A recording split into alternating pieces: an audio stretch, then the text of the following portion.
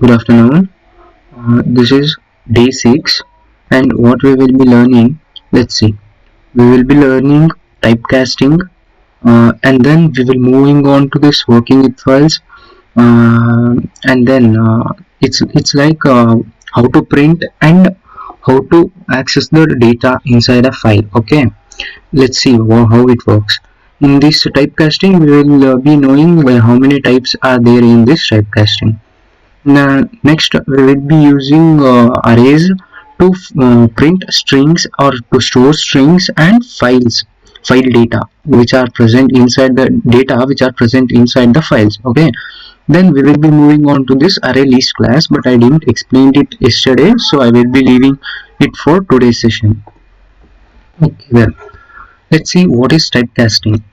Typecasting is nothing but converting one data type into another data type, which is also known as converting one smaller data.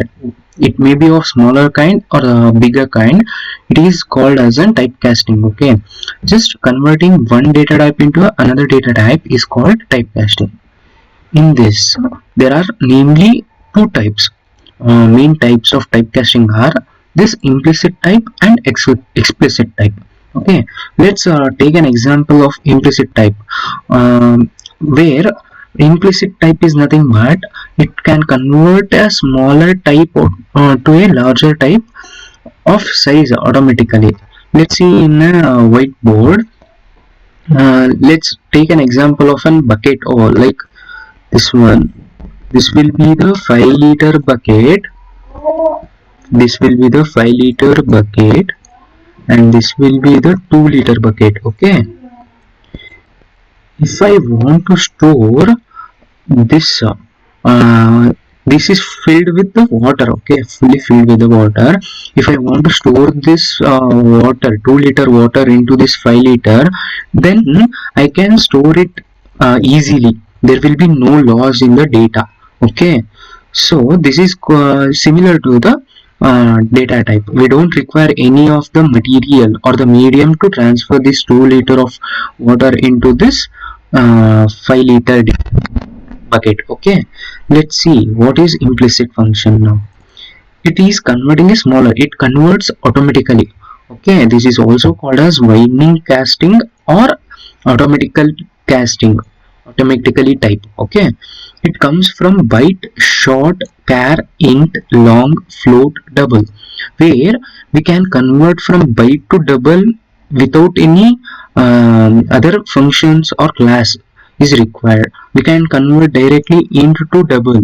Let's see in a program. Okay, let me show you in the program. See, this is an implicit function where int a is equal to 10, double b is equal to 22.52. Okay, if I want to print this division, what I do is, let me show you.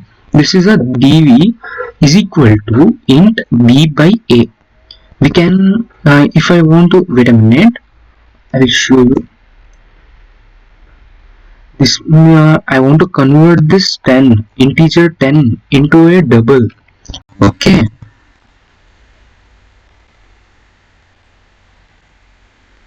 integer double into this b. Okay, I want to convert this integer type into this b double.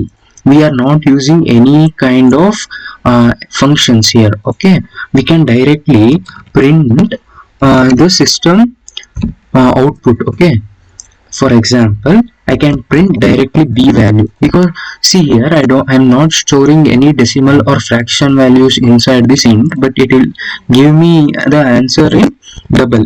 What is the value of double? Double value is 10.0. See, understand, this b is automatically, this value, a value is assigned to b. Okay, see, b, a value is 10 is assigned to b, but what is the data type of 10? It is int. So what it do is, 10 is assigned to this double p. Okay, then we will be printing this output. It automatically converts itself to the another data type. Okay, this is called as implicit function. Now let's see what is explicit function. Explicit function means which is converting a larger data type. See, this will be the larger compared to the int. So converting a larger data type into a smaller size data type manually, but there may be a loss of data. Okay, let me show you in this whiteboard. See, now I will reverse the order. This will be the 2-liter bucket and this will be the 5-liter bucket. Okay, let's take it as 5-liter and this as 2-liter.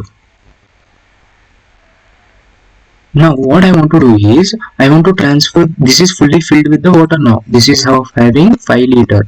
But let's see, I want to transfer this whole 5-liter into this 2-liter. Is it possible me to store this whole 5-liter into 2-liter container? It isn't possible, right? So what I do is, I just make another medium to carry that 2-liter. I will create another bucket of 2-liter by declaring inside the braces. So what I do is, I take this bucket and then I will use this bucket inside this to fill the water. Then what I do is, I just fill this bucket with this water and then I move this 2-liter into this 2-liter bucket, so I can fill it easily. But see, here there is another 3-liter is remaining, right? So this 3-liter will be waste.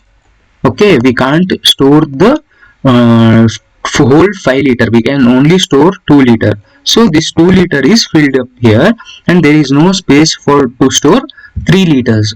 In the similar type, what happens in the explicit function is, let's see what happens. See, I want to store this double 10.52 into a long data type.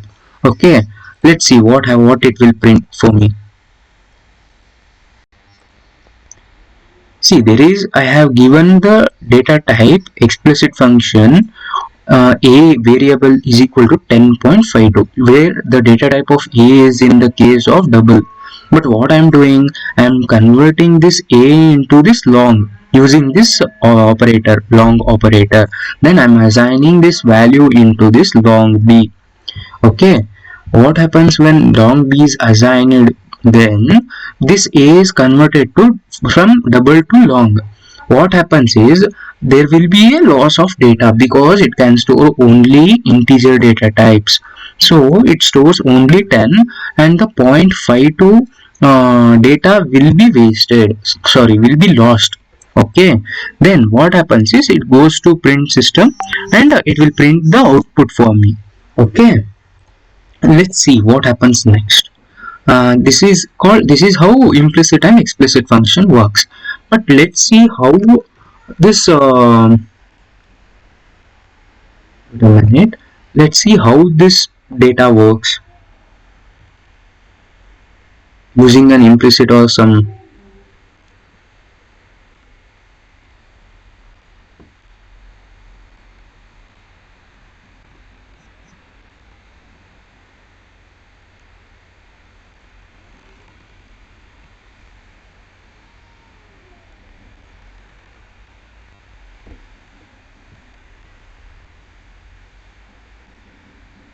Wait.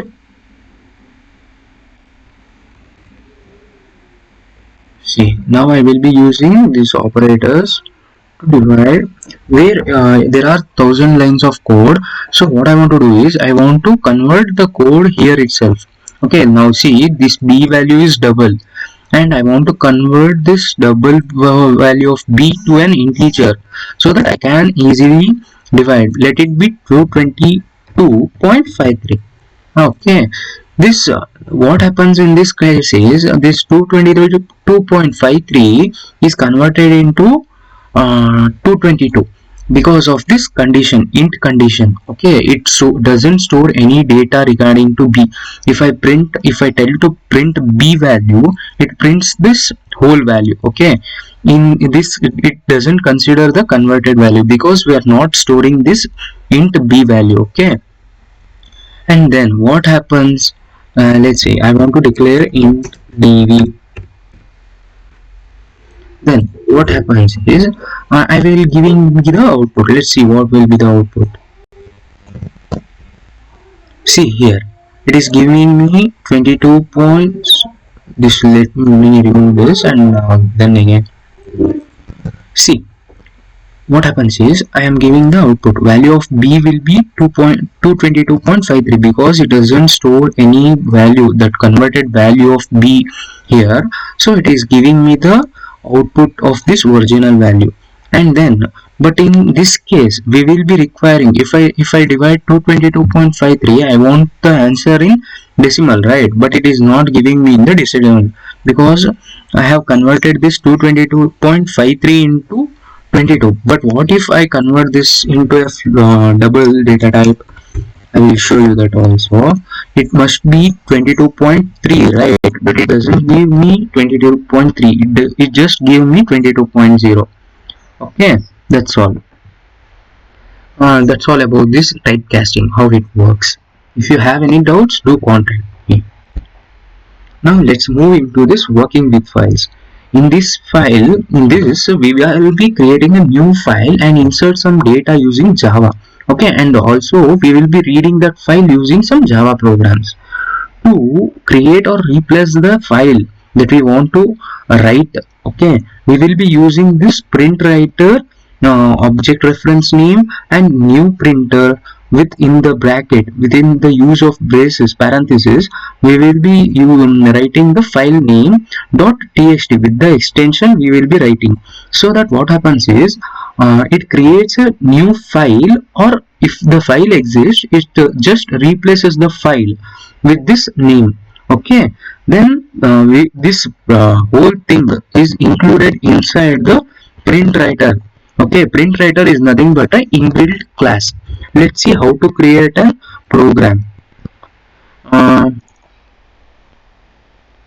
Here I have already used this maya.txt, and what happens from the first line of code I will be explaining you this. When I write this, it automatically imports this java.io exception. There is some another code line of code is missing, so what I want to do is just I will write again print writer, then it automatically imports. So wait a minute.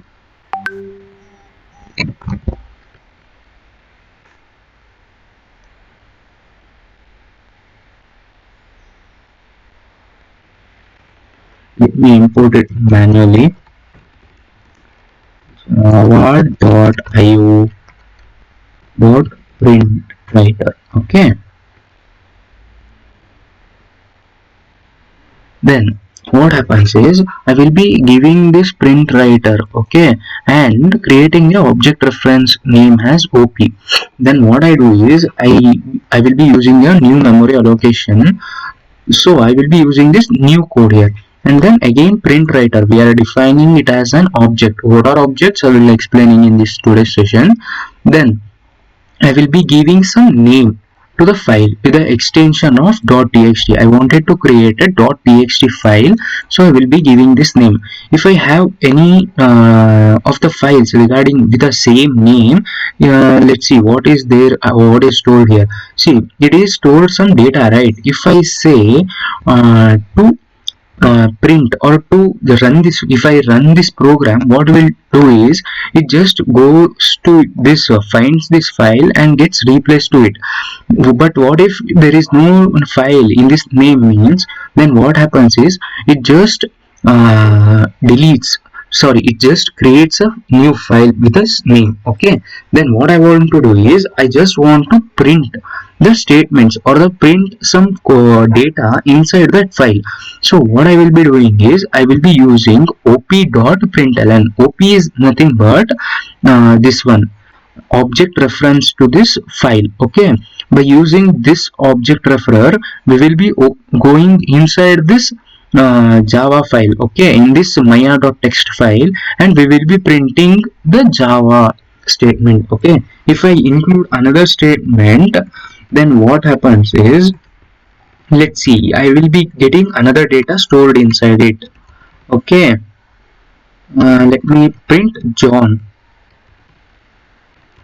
Let's see, here there are some data in the numbers, right? But what it happen if I run this code? Let's see, now the program has executed, because this I want to tell you one more thing, that I want to use this op.close file, because if I don't use this op.close, then this op.println to the print statements won't work. Okay, if I close this only, this will work, because if I leave it to open, it doesn't save the file. When I say it to close, then it saves the file and comes out of the file and do other performs operations if there any. Okay, let's see in this file. See, there were 1 to 110 numbers, right? But it is now storing John. Okay, sorry for the spelling. See, now what happens is it will be erasing, it will be replacing the file. Okay, see, now it is replaced by the Java and John. Okay, this is how we will be creating and printing the file. If you have any doubts, do contact me about this creating and printing files. Okay, now let's move into this reading and printing text file. Okay, let me include some data here. Let it be some data or some integers and all those things. See, what I will be doing is I will not import this java dot it is included in this java.io, so it is not displaying me the import option, or there is through. Okay, see, I have, there is a two import functions, and here also there is a two import functions import.java.file, but I'm not importing this java.io.println. Okay, because I will be using java.io.file, because I want to open, I want the address of a file. So what I will be doing is I will be including this file. When I type file, it automatically imports this java.io file. Okay, then what I want to do is I want to store this maya.txt address of this file to some object, right? So I will be referring into the object reference, in the name of from text. Okay, it only stores the data. I'm telling once again, it stores only the address data of this file. It doesn't open the file. Okay, it doesn't open. Then what I want to do is I will print some if condition statements, because if this file exists only, then what I want to do is then I will be this, if this from text exists, this from text file exists, then I want to go into this inside for if condition loop.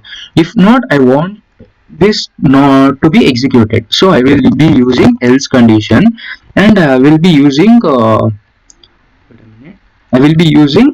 some system output statements, okay, to print that file not found.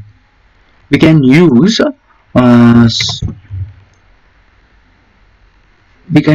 both JOption pane to display the message. Okay, there is no worry.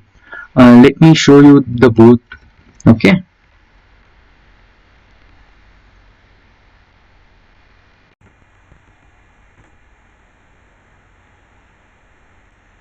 let me print file not found.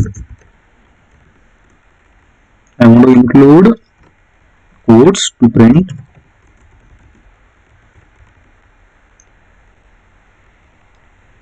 See, what happens is now it just prints me with the dialog box, and in the terminal it print me file not found. Okay, but what if this from text is existing? Then what it do is it goes inside this loop, and while we were reading data, we will require scanner, right? We were using the scanner option while reading the data from keyboard. So what I will do is I will do the similar thing here also. We will just use scanner input. This input will be the object referrer Okay, this address is going back to this input, and this input opens up the file to read the data inside the from text. So we will be using input dot close here. Okay, why we will be using input dot close?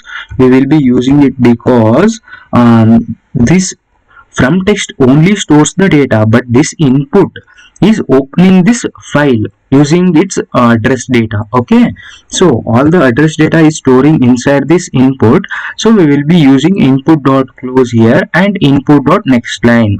Okay, all the data inside the file will be accessed through this input. So now I will be using while loop to access or to print the data. I can use these statements, but what if I have some thousands line of code? Then what I will do is I will use simple logic, a while loop, which states the condition has input, means this file data dot has next line, means it goes to first line. If there is a data, then it goes inside this while loop. If there is no data inside the while loop, then it just comes out of the while loop. Let's see. Now there is a first in data in the first line, so it goes inside the first line and some prints the out statement, and then it goes back into this condition and checks for the condition whether there is data in this second line. If there, then it goes again back to the while loop and inside the while loop and just prints the output. Similarly, it prints till the 7th line. If there is any data in the 8th line, it will print, otherwise it just gets out of the while loop and this input file will be closed, because I have given a statement to close the file. And then this program will be terminated. Let's see what it prints. See, it is printing me all the things what are present in this maya.txt file. Okay, understanding? Let's see. Now what I will do is I will change this name to some blah blah. Okay, some anything, maybe this file not just should not consider in my file path. Okay, let's run this program now. See, this is showing me file not found in the output, and also it is showing me the dialog message that file not found. Okay, understanding? See, let's show you once again the dialog box. See, it is giving me file not found and also a message dialog box, file not found. Okay, this is how this reading and printing the data of the text file will work. Okay, now let's move on to the next topic. Next topic of arrays using arrays and files I have teached yesterday. So I will be explaining this arrays and files. Okay, now what I want to do is see, what I do is I will be similarly I will initialize array A empty array as an empty array with object referrer, and to create a new memory allocation I will be using this new. When I use int of 10, this will be the array size. This array A of array is there, right? This size is int 10. Okay, 10 will be the size of this whole array. We can store up to only 10 digits. So I will be writing whole things 10 into 20, 30, 40, 50, 60, 70, 80, 90, 100, 10.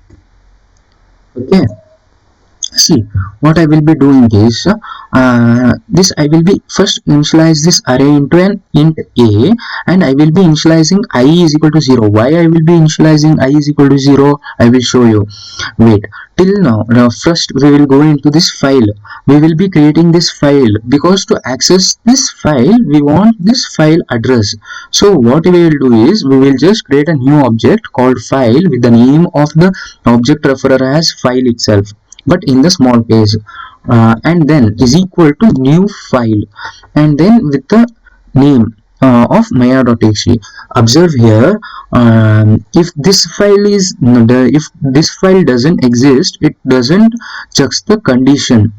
sorry, it's just fails the condition of the if condition, then it moves into this next file, next condition. Okay, if this file exists, what it will do is it just we will be printing some scanner statements. Why we require scanner? We require scanner to read the data which is stored inside this for loop. This is text file, so we will be using it. Then this file is opened by this input, and then we will be moving inside this while loop, and then instead of typing this single statement, we will be using array. This is to store the array and the files, this data inside an array. Okay, this program is related to that. But why I am using this I is less than a dot length? Because I want not to exceed the array length data, that there is a10 is equal to a of array of a is having its elements value, or the elements that can store is 10. I have declared it as 10, but I am having the 11 digits, right? 11 integers. So I can't, if I print this directly without this condition, what happens is it just gives me the exception error. So what I will be doing is I will use this I is less than a dot length. So this is common to reading a file, because input dot has next provides me if there, it checks me whether there is any other lines inside the text file. Okay, this will provide me the length of the array to stop the condition. Okay, to stop this while loop, we will be using this I is less than a dot length. Okay, what is the now what I will be doing is, this is the a of I is empty array. So what I will be doing is I will be giving this data. I want to store this data. First line of 10, first line is 10, right? I will be storing in this a of I. What is the value of a of I? I is 0, so a of 0 is also now 0. Then what I want to do is first line of data to be stored in a of 0. What is first data? First data is 10. Then a of 0 will be 10 will be stored in a of 0.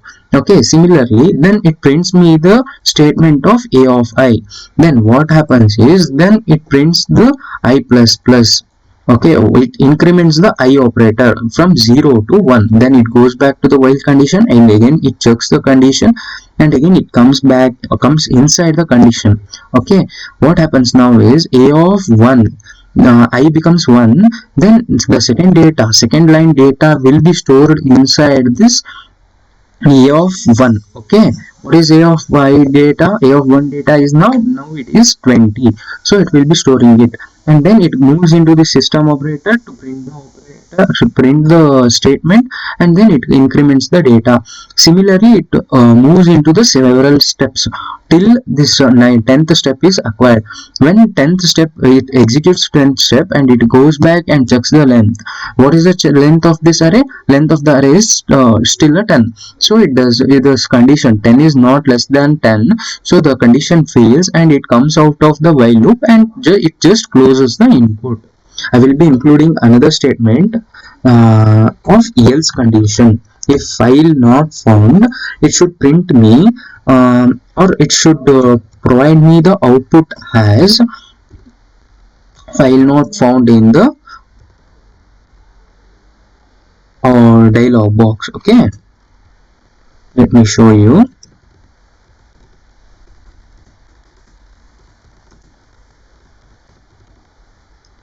See, let's run this program. See, it is giving me till the 10th value. What is the 10th value? 100. It is not giving me the next value. Okay, in the similar way, if I write something else data, okay, some another file data which is not present, it gives me file not found dialog box. Okay, this is how this arrays and files work. Okay, I explained these 3 to 4 programs, including this typecasting. I explained you yesterday. So I will be giving this recording session that I made today. Okay, yesterday's class I was okay then.